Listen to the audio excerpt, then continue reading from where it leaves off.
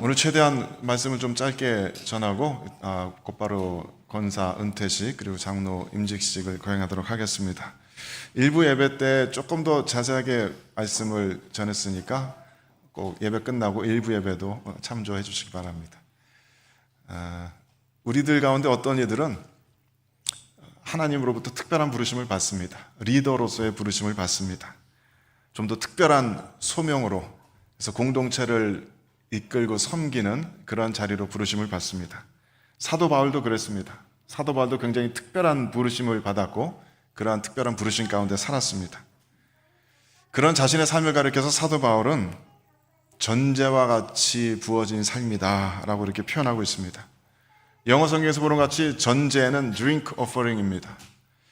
제사를 지낼 때 다른 희생 제물들을 제단 위에 태우면서 거기다 같이 포도주나 독주를 부어서 올려드리는 그런 제사입니다.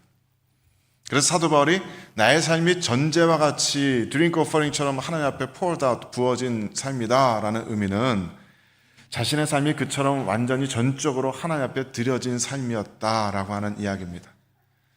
제사들 중에 어떤 제사는 완전히 하나님 앞에 드리지 않는 제사도 있습니다. 그냥 이렇게 들어 올려서 이렇게 흔들기만 해서 하나님 앞에 드리는 신용만 하고 그것을 제사장이나 사람들이 나눠 먹을 수 있는 그런 제사 방식도 있습니다. 하지만 이 전제에는 사람이나 제사장들이 먹을 몫이 없습니다. 이 전제는 그냥 하나님 앞에 완전히 다 쏟아 부어지는 그런 제사입니다. 그래서 사도 바울은 그런 의미에서 내 삶을 돌아볼 때 나는 정말로 하나님 앞에 아낌없이 쏟아 부어진 삶이었다. 하나님의 나라를 위해서 나를 부르신 그 부르심을 위해서 나의 모든 것을 다 드리는 그런 삶이었다라고 이렇게 고백하는 것입니다. 그런데 그뿐만 아니라 전제라는 이 제사에는 또 다른 독특한 의미가 있습니다. 이 전제는 반드시 단독으로 드리는 제사가 아니고 다른 희생 제물과 같이 드리는 제사입니다. 짐승을 태우면서 거기다가 부어드리는 제사입니다. 이 포도주나 독주만 제단에 부어드리는 그런 제사는 없습니다. 그래서 사도 바울이 나의 삶은 전제와 같이 부어지는 삶이다 라고 할 때 그것은 반드시 다른 희생 제물과 연관되어서 그것을 위해서 나의 삶을 드렸다는 이야기도 됩니다. 사도 바울은 자신이 이방인의 사도다, 이방인들을 위한 사도다라고 자신의 소명을 여러 차례 밝혔습니다. 로마서 15장 16절 말씀도 같이 한번 읽어보겠습니다. 시작. 이 은혜는 곧 나로 이방인을 위하여 그리스도 예수의 일꾼이 되어 하나님의 복음의 제사장 직분을 하게 하사 이방인을 제물로 드리는 것이 성령 안에서 거룩하게 되어 받으실 만하게 하려 하심이라. 이스라엘의 제사장은 온 이스라엘 백성들을 대표해서 온 이스라엘 백성들의 죄를 그 희생 제물에게 전가시켜서 희생 제물을 이스라엘 백성 대신 올려드리는 일을 합니다. 하지만 사도 바울은 이방인의 제사장입니다.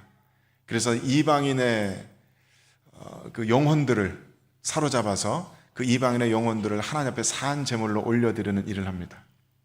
로마서 12장 1절 2절 말씀에 사도 바울은 우리들의 그 spiritual worship이라는 것이 우리들의 삶을 하나님 앞에 living sacrifice로 산 제물로 올려드리는 것이 우리들의 영적 예배다라고 말씀하였는데 사도 바울은 이방인들이 그러한 영적인 예배를 드릴 수 있도록 이방인들이 자신의 영혼을 하나님 앞에 산 제물로 올려드릴 수 있도록 그것을 돕는 제사장 역할을 하였다라는 것입니다.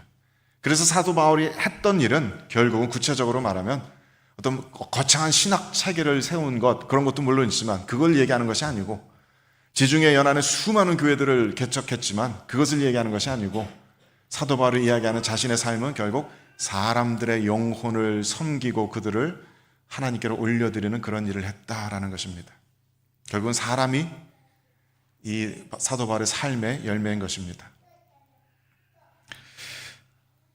사도 바울이 그렇게 많은 이방인들의 영혼을 하나님 앞에 올려드리는 사역을 마치고 나서 자신의 삶을 돌아보고서 이제 떠날 시각이 되었다라고 이야기합니다.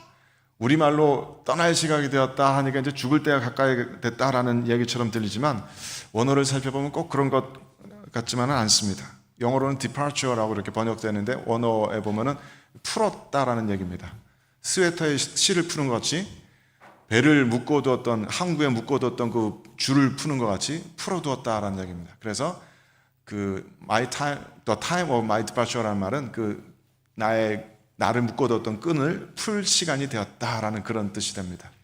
그러니까 꼭 죽음을 말한다기보다도 이제 지금까지는 사도로서의 모든 무거운 의무와 책임과 그런 것에 묶여 있었지만은 이제는 나의 그런 때가 다 지나갔고 이제는 그런 직분에서 놓여나서 새로운 항구로 새로운 항해를 시작한다.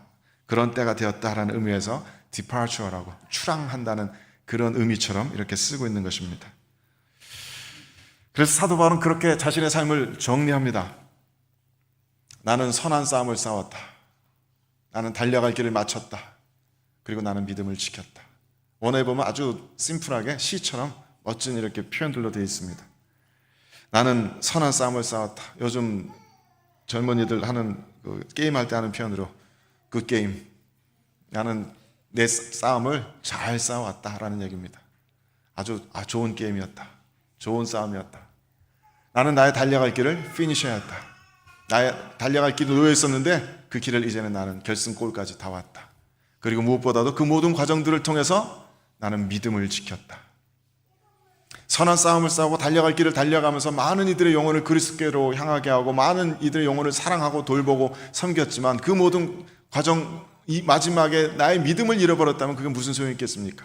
나의 믿음이 타락하고 내 영혼이 오히려 타락하게 되었다면 내 영혼이 오히려 교만해지고 하나님으로부터 멀리 떨어졌다면 그게 무슨 소용이 있겠습니까? 하지만 사도 바울은 선한 싸움을 잘 싸우고 달려갈 길을 마쳤을 뿐만 아니라 그리고 마침내 나의 믿음을 온전히 지켜내었다라고 고백하는 것입니다.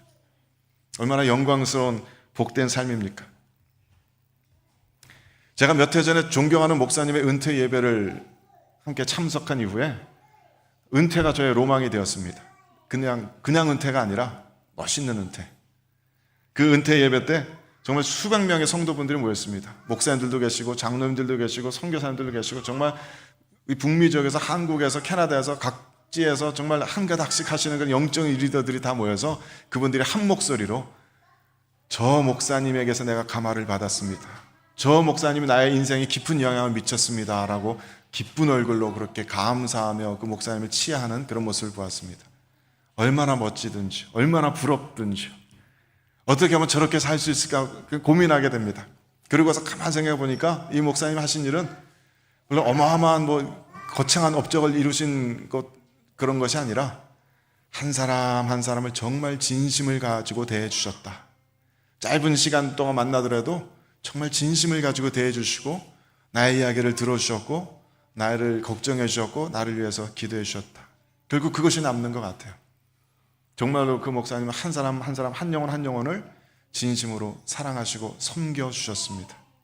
그것이 쌓이다 보니까 결국 인생 마지막에 돌아볼 때 수백 명 성도들이 모여서 내가 저 목사님에게 좀 영향을 받고 감화를 받았고 저 목사님을 통해서 하나님의 은혜를 받았습니다라고 고백하시는 그 삶의 열매들이 풍성하게 열리게 된 것입니다.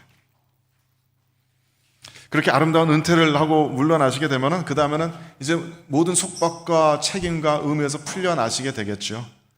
그리고 이제부터는 그 어떤 것에서 얽매이지 않은 채 마치 이미 부활하신 분처럼 자유롭게 그저 자신에게 주어진 은사와 재능과 내 마음에 기뻐하는 뜻을 따라서 얼마든지 계속해서 선한 일들을 행하실 수 있을 것입니다. 그래서 은퇴가 저의 로망이 되었습니다. 나도 은퇴하고 싶다. 멋지게 은퇴하고 싶다. 오늘 은퇴하시는 두 분 권사님의 삶도 그러하리라고 믿습니다. 사실 권사님들의 은퇴라는 것이 무슨 의미가 있을까 좀 이렇게 생각해 보게 됩니다. 장로님들이 은퇴하시면 그건 당회로부터 은퇴하시는 것이 되지만 권사님들의 은퇴는 사실상 은퇴라기보다 성도분들의 레코그니션에 가깝다고 생각됩니다. 성도분들의 어프리시에이션. 그동안 권사님들이 행해오신 모든 일들을 이제 이쯤에서 한번 정리하고 감사를 표시하고 치하하는 그런 시간이 될 거라고 믿습니다. 이제는 그냥 모든 일들에서 이렇게 다 모든 일들을 스탑하신다기보다 그야말로 사도 바울처럼 풀려나셔서 이제 얼마든지 하시고 싶으신 대로 일하실 수 있으시고 얼마든지 원하시는 대로 원하시는 때에 섬기실 수 있으십니다. 원하신다면 충분히 하셨으니까 쉬실 수도 있으시고 하지만 그럼에도 불구하고 여전히 교회를 위해서 하나님 나라를 위해서 계속해서 기도해 주실 것을 우리는 압니다. 그런 권사님들의 수고와 노고와 그동안의 헌신과 희생을 우리 모두가 기억하고 그것을 물려받겠습니다 라고 하는 마음으로 오늘의 이 예식을 준비하는 줄로 믿습니다. 그래서 이제는 정말 이미 예수 그리스도의 재림이 닥친 것처럼, 그래서 부활하신 분들처럼 자유롭게 생명을 누리시면서 하루하루 행복한 삶으로 주님과의 동행을 계속 이어나가시게 되기를 축복합니다. 한편으로는 오늘 임직하시는 장로님들은 이제 권사님들의 뒤를 따라가셔야 합니다. 이제 본격적인 싸움이 시작되었습니다. 본격적인 경주가 시작되었습니다. 이제까지는 어쩌면 이제부터의 경주를 위한 훈련의 시간이었는지도 모르겠습니다. 그래서 사실 저도 목사 임식 받을 때 성도분들이 와서 축하합니다 그런데 왜 축하를 하는 건지 전 진짜로 이해를 못했습니다. 나는 이제부터 고생할 건데 뭘 축하하신다는 걸까? 그때는 정말 그런 마음이었습니다. 두 분에게도 그러한 마음이시리라고 믿습니다. 이제까지도 충분히 애써오시고 수고해 주셨지만 이제는 정말 더 많은 일들을 하셔야 되고 더 많은 책임을 져야 하고 더 많은 결정을 하셔야 합니다. 하지만 이 모든 일들 가운데 중요한 것은 믿음을 지키는 일이라는 것을 우리가 함께 기억할 수 있게 되길 바랍니다.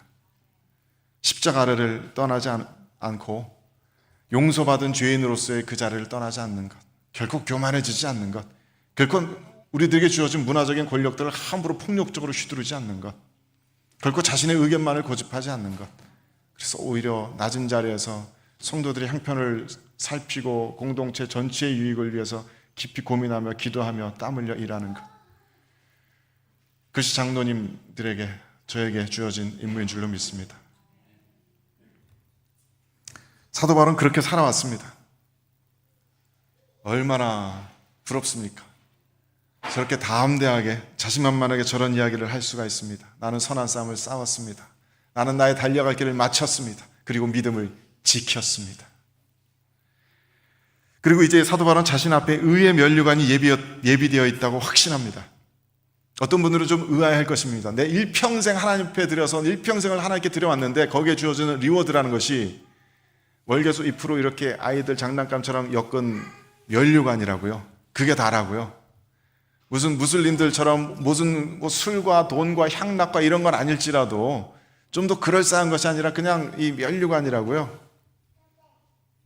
물론 이 의의 면류관이라는 것은 은유적인 표현일 것입니다. 의라는 눈에 보이지 않는 것으로 면류관을 만들 수는 없을 테니까요. 이 얘기는 아마도 우리가 하나님 앞에 완전한 의인으로 인정받는다는 그런 얘기일 것입니다.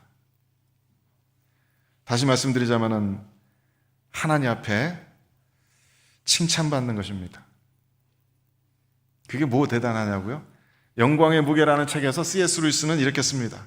우리가 결국은 이 의의 면류관을 가지고 하나님의 영광에 참여하게 될 텐데, 하나님의 영광 가운데 이르게 될 텐데, 그 영광이라는 것은 그냥 우리들 몸에서 이렇게 막 빛이 나는 그런 것이 아닙니다. 우리가 그렇게 살아있는 전구처럼 된다고 그게 뭐가 그렇게 멋진 일입니까? 그게 뭐가 그렇게 기쁜 일입니까? 라고 이야기를 합니다. 영광이라는 것은 주님께서 우리를 알아주시는 것, 우리를 기뻐해 주시는 것이다 라고 이야기하면서 이렇게 씁니다. 그것은 우리 같은 피조물들이 우리끼리 서로 부여하는 명예가 아니라 하나님이 알아주시는 명예입니다. 하나님께서 우리들에게 주시는 인정이고, 이렇게 말할 수 있다면 하나님께서 우리들에게 고마움을 표시하시는 것입니다. 주님께서 이 땅에 오시고서 모든 심판이 끝나고 난 후에 이 땅에 살았던 수많은 영혼들이 지켜보는 앞에서, 모든 천사들이 지켜보는 앞에서 주님께서 한 사람 한 사람의 이름을 불러내실 것입니다. 그리고 이 앞에 세우게 하신 다음에 고맙다. 내가 너의 수고를 안다. 네가 정말로 나를 위해서 나의 영광을 위해서 애써 주었구나. 너의 삶을 전제처럼 쏟아부어 주었구나. 고맙다. 그렇게 인정해 주실 것이라는 사실입니다. C.S. 루이스는 또 뒤에서 이렇게 쓰고 있습니다.